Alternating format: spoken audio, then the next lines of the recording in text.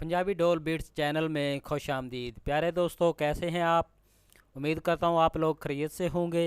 प्यारे दोस्तों, अगर आप हमारे चैनल पे नए हैं तो जल्दी जल्दी हमारे चैनल को सब्सक्राइब कर लें और साथ ही साथ इस बेल के आइकॉन पर क्लिक करके नोटिफिकेशन को ऑन कर लें ताकि हमारी नई आने वाली वीडियोस आपके पास जल्द अज जल्द पहुंच सके।